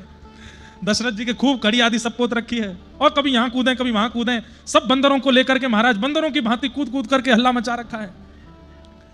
कौशल्या मैया समझ गई, बोले ये राघव नहीं है, ये माधव आ गए हैं आज हमारे यहाँ। यशोदा मैया जैसे ही पहुंची, ठाकुर जी दौड़ करके नीचे आ गए। कौशल्या मैया ने कही मैया कैसे चलता है आपके गोलोक धाम में, ये बालक है, पकड़ो अपने बानर से लाला को, बंदर है ये पूरा। बोले मेरे लाला को बंदर? बोले ले पकड़ो, तुम्हारो माठी को मत होना, कछु करे ना धरे ना बोले ना करे, तो पूरे दिन शांत बैठो रे। ऐसे हमारे दोनों ठाकुर जी का मिलन हुआ, और जिनको ये मानसी में दर्शन हुआ, आज उनका भी जन्मोत्सव है। उनके जन्मोत्सव में सुबह कथा करके आए, और श्री दशरथ जी, नंद बाबा, यशोदा मैया, कौशल्या मैया और राम और श्री माधव दोनों का ऐसा मधुर मिलन हुआ। खूब हंसी हुई, खूब टटोली हुई, खूब आनंद हुआ, सब मैयाओं ने मिलकर खूब उत्सव मनाया।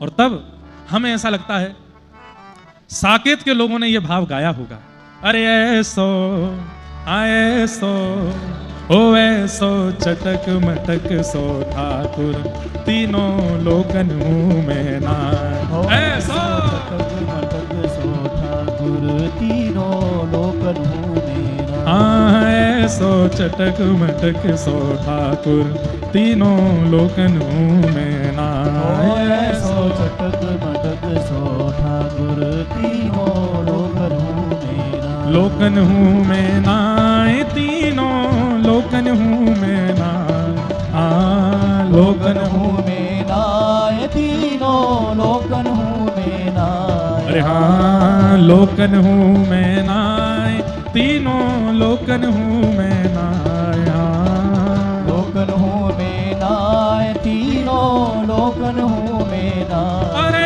ऐसो ओ ऐसो ओ ऐसो चटक मटक सो ठाकुर तीनों लोकन मुंह में नाय, ऐसो चटक मटक सो ठाकुर तीनों। बोलो वृंदावन बिहारी लाल की।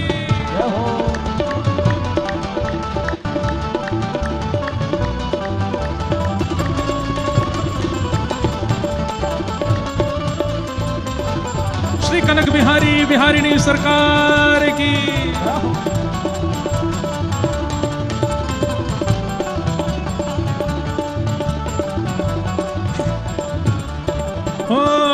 तीन ठोर ते टेढ़ो दिखे, तीन ठोर ते टेढ़ो दिखे, तीन ठोर ते टेढ़ो दिखे, ठोर ते टेढ़ो दिखे। नटकी सी चलगत यह सीखे, नटकी सी चलगत ये सीखे, नटकी सी चलगत यह सीखे, नटकी सी चलगत ये सीखे। और तिरछे नैन चलावे तीखे, तिरछे नैन चलावे, तिरछे नैन चलावे तीखे,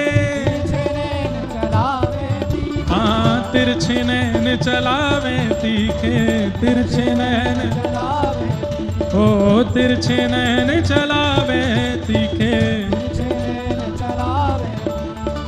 सब देवन को देव, हाँ सब देवन को देव, हाँ सब देवन को देव, हाँ सब देवन को देव। तो ये व्रज में गारी खाए, हाँ सब देवन को देव, तो ये व्रज में गारी खाए। ओ ऐसो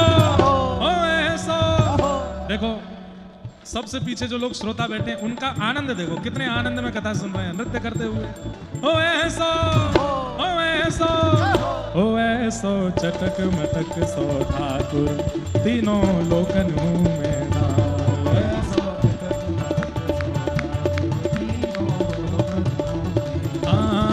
ऐसो चटक मटक सो ठाकुर तीनों लोकन में नाम। ऐसो चटक मटक सो राधे राधे गोविंद गोविंद राधे,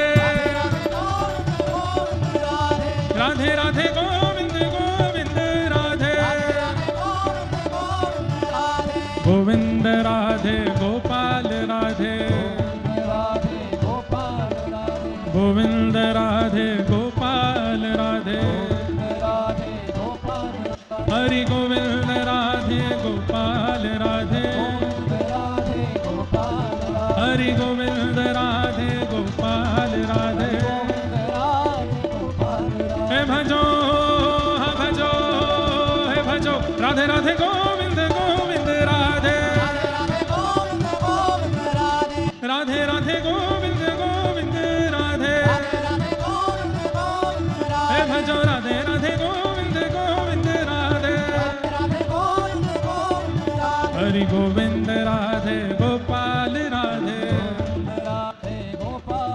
हरि गोविंद राधे गोपाल राधे, हरि गोविंद राधे गोपाल राधे,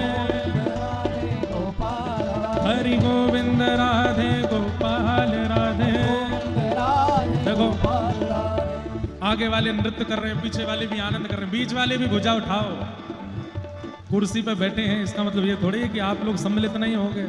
भुजा उठा के अयोध्या में आज हनुमान जी के जन्मोत्सव, राम कृष्ण मिलन, व्रज अयोध्या मिलन, सबका भाव यहाँ प्रकट हो रहा है। हे भजो, हा भजो, हे भजो, राधे राधे गोविंद गोविंद राधे, भजो राधे राधे गोविंद गोविंद राधे, हे भजो राधे राधे गोविंद गोविंद राधे, भजो राधे राधे गोविंद गोविंद राधे, भज राधे राधे, श्री राधे राधे, जय राधे राधे, श्री राधे राधे, जय राधे राधे, श्री राधे राधे, जय राधे राधे, श्री राधे राधे, जय राधे राधे, श्री राधे राधे, जय राधे राधे, श्री राधे राधे, जय राधे राधे, श्री राधे राधे, जय राधे राधे, श्री राधे राधे, जय राधे राधे, श्री राधे राधे, जय जय श्री राम, जय जय श्री राम, जय जय श्री राम।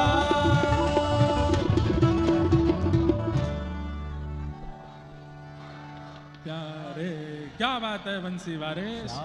ये पूछ रही के लौटा भी हमारे हनुमान जी महाराज ही हैं जिनकी जय जयकार व्रज में बुलती है।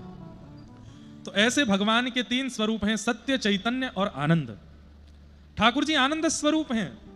दुनिया की सुख समृद्धि सुख देती है, प्रसन्नता देती है, और प्रसन्नता का सुख का स्वरूप है कि एक समय आने पर वो घटता है।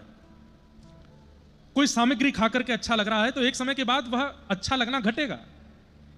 कुछ देख करके अच्छा लग रहा है, कुछ समय बाद वो देखना भी अच्छा नहीं लगेगा। कुछ पहनने में अच्छा लग रहा है, कुछ समय बाद धीरे धीरे उसकी भी सुख में कटौती आ जाएगी। लेकिन जिसका सुख, जिसकी प्रसन्नता कभी घटती ना हो, उसको आनंद कहते हैं। तो ठाकुर जी आनंद देते हैं, सुख नहीं है। जो मिलकर के बिछुड़ जाए वो सुख है, और जो मिलके कभी ना बिछुड़े वो आनंद है। आप लोग दुनिया के बड़े से बड़े कार्यक्रम कर लेना, लेकिन ये कथा अंतिम श्वास तक याद रहेगी आपको। क्यों? मतलब कथा का मतलब चाहे ये सुनो, चाहे 10 साल बाद कहीं सुनना, चाहे कभी भी कथा सुनना, कथा जो छाप आपके चित्त में छोड़ देगी वो छाप संसार का व्यवहार नहीं छोड़ सकता, संसार की सुख समृद्धियां नहीं छोड़ सकती। जो अनवरत चित्त में रमण करे वो आनंद, वही श्री कृष्ण है, वही श्री राम है। तो इसलिए भगवान के तीन रूप हैं, सत्य, चैतन्य और आनंद। सच्चिदानंद रूपाय विश्वोत्पत्त्यादि हेतवे, विश्व की उत्पत्ति, पालन और संहार के जो हेतु हैं, तापत्रय विनाशाय, 3 प्रकार के तापों का जो नाश करते हैं, श्री कृष्णाय वयम नमः, ऐसे श्री कृष्ण को हम प्रणाम करते हैं। महात्म की चर्चा आगे की गई, भागवत जी का महात्म सुनाया गया, क्यों भागवत जी महत्वपूर्ण है। इसमें प्रथम भाव बताया, भक्ति ज्ञान और वैराग्य का स्थापन भागवत जी सुनने से होता है। आज पहला दिन है, आज से आप अनुभव करेंगे कि 7वें दिन तक भक्ति ज्ञान और वैराग्य तीनों में वृद्धि हो जाएगी। जिस स्थिति में आज की भक्ति है, 7वें दिन ऐसी नहीं रहेगी, इससे बहुत ऊपर चले जाओगे। 7 दिन में आप अनुभव करोगे क्रोध घट जाएगा, 7 दिन में आप अनुभव करोगे लोभ घट जाएगा, मोह घट जाएगा। कईयों की तो ऐसी स्थिति हो जाएगी, महाराज जी घर नहीं जाना, आप संग ही ले चलो कथाओं में हमको। इतना मोह भी, लेकिन जाएंगे सब घर ही, कथाओं में कोई रहेगा नहीं। लेकिन 7 दिन की कथा सुनते स्थिति क्या हो जाती है, लोभ घट जाएगा, मोह घट जाएगा, क्रोध घट जाएगा, काम घट जाएगा, सब घट जाएगा, और प्रेम बढ़ जाएगा, भाव बढ़ जाएगा, भक्ति बढ़ जाएगी, ज्ञान बढ़ जाएगा, वैराग्य बढ़ जाएगा, त्यागने की स्थिति आ जाएगी।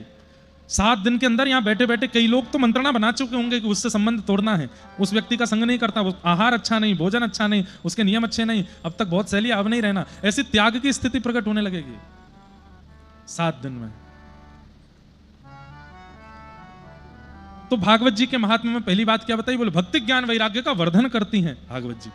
दूसरे भाव में बताई कि कितने भी बड़े पाप किए हों, और उन पापों में माता पिता के प्रति द्वेष का पाप भी यदि संतान ने किया होगा, तो मृत्यु के बाद वो प्रेत बनेगा, ये तो निश्चित है।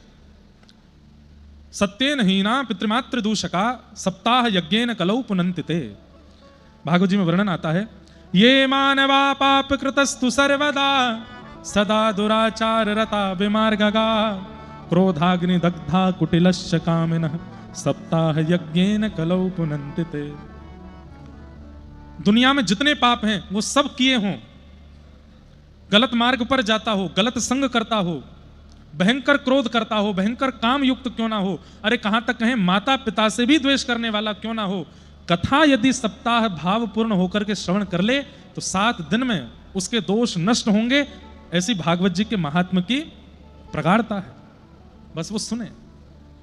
भाई पैरासीटामोल खाओगे तो बुखार उतरेगा ही उतरेगा, और दवाई खाने के बाद भी बुखार नहीं उतर रहा है, इसका मतलब क्या है, कैंपाकोला पी रहे हो दवाई खाने के बाद भी, एसी छाती पर चला के बैठे हो दवाई खाने के बाद भी, ठंडा पानी पी रहे हो, तो बुखार कैसे उतर जाएगा। भाई औषधि तो लेनी है लेकिन परहेज भी करना है। कथा औषधि है, लेकिन कथा के बाद जो आपकी दिनचर्या है वो परहेज है। उसमें यदि आप कमी रखोगे तो फिर दवाई चाहे कितनी भी लेते रहो, लाभ नहीं होगा। 7 दिन में लाभ होना चाहिए, 7 दिन में अनुभूति आपको, आपके संगों को, और लौट के जब घर जाओ तो उनको भी अनुभव होना चाहिए कि सुन के आए कुछ बदले बदले लग रहे हैं। इसलिए आज जैसे हो 7वें दिन वैसे मत रहना, ये हमारी आपसे प्रार्थना है। थोड़े प्रेमी हो जाना, थोड़े भावुक हो जाना, थोड़े आनंदमय हो जाना। एक आत्मदेव नाम के ब्राह्मण थे, कोई संतान नहीं थी। संत की कृपा से इनके यहां पर गौ माता ने एक गोकर्ण नाम के बालक को जन्म दिया, और इनकी पत्नी सहेली के पुत्र को अपना मना करके ले आई, उसका नाम धुंधुकारी रखा गया।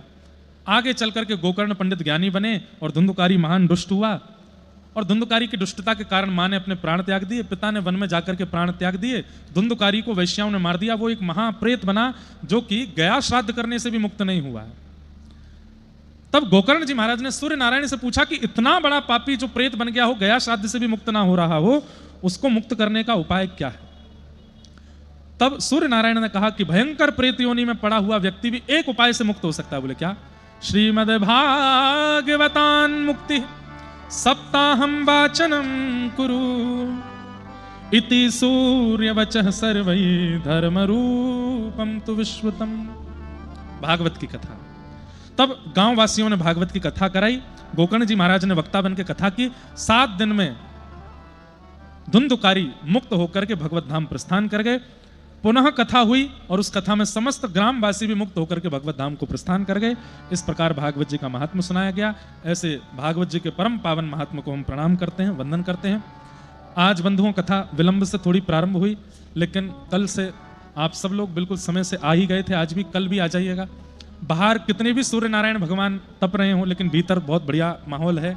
आप लोग कम भोजन कीजिएगा, भोजन कम भजन ज्यादा, इस पर ध्यान दीजिएगा। अयोध्या नगरी में आप लोग बैठे हैं, सरजू जी के तट पर बैठे हैं, श्री हनुमान जी महाराज की शरण, श्री राघव जी की शरणागति यहाँ हो रही है। ऐसे ऐसे दिव्य संतों की शरण में हम हैं, खूब आनंद होगा। आज श्री हनुमत जन्मोत्सव का पावन दिन है। हनुमान चालीसा गाते हुए आज की पावन कथा को हम विश्राम की ओर ले चलें। श्री गुरु चरण सरोज रज निज मन मुकुर सुधार, वर्णो रघुवर विमल यश जो दायक फल चार, बुद्धिहीन तनु जान के सुमिरौ पवन कुमार, बल बुद्धि विद्या देहु मोहे हरहु कलेश विकार।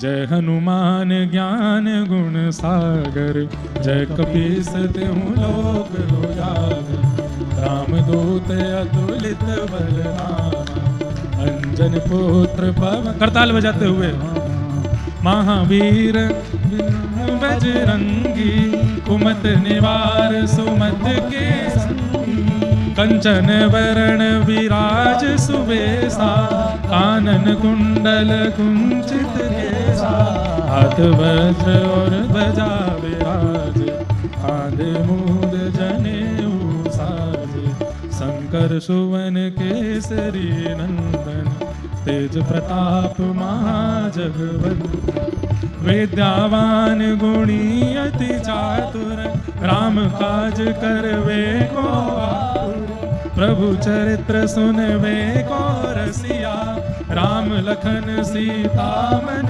बसिया, सूक्ष्म रूप धरि सियहि दिखावा, विकट रूप भीम रूप धरे असुर संहारे, रामचंद्र के काज सवारे, लाए सजीवन लखन जियारे, श्री रघुवीर हर्ष उर लाए, रघुपति कीनी बहुत बड़ाई, तुम मम प्रिय भरतहि सम भाई, जस वदन तुम रोज सुनाई, हंसते श्रीपति कंठ लगाई, चारिम ब्रह्मा मुनीसा, नारद सारद सहित यही, जम कुबेर दिगपाल जहाँ थे, कवि कोविद कह सके कहाँ थे, तुम उपकार सुखी वही कीना, राम मिलाए राजपद दीना, तुमरो मंत्र विभीषण माना, लंकेश्वर भय सब जग जाना, जुग सहस्र जो जन पर भाई, निर्योताय मधुर फल, प्रभु मुद्रिका मेल मुख माई, जलद लांग गए अचरज नाई, दुर्गम काज जगत के जेते, सुगम अनुग्रह तुमरे देते, राम द्वारे तुम रखवारे, होत न आज्ञा बिन पैसारे, सब सुख मिले तुम्हारी शरणा, तुम रक्षक काहू को डरना, आपन तेज समारो आपे, तीनों लोक हाथ पे खावे, भूत पिशाच निकट नहीं आवे, महावीर जब नाम सुनावे, नास रोग हरे सब पीरा, निरंतर हनुमत बीरा, संकट के हनुमान छुड़ावे,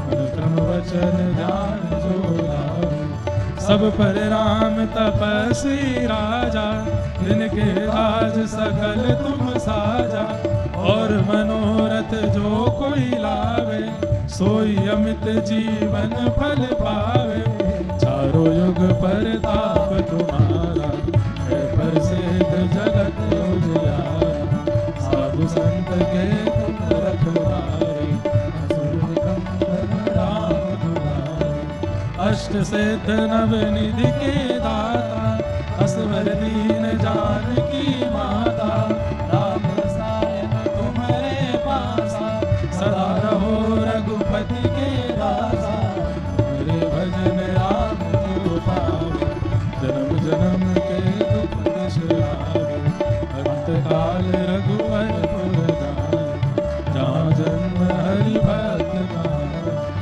और देवता चेत न धरई, हनुमत से सर्व सुख करही, संकट कटे मिटे सब पीरा, जो सुमिरे हनुमत बल बीरा।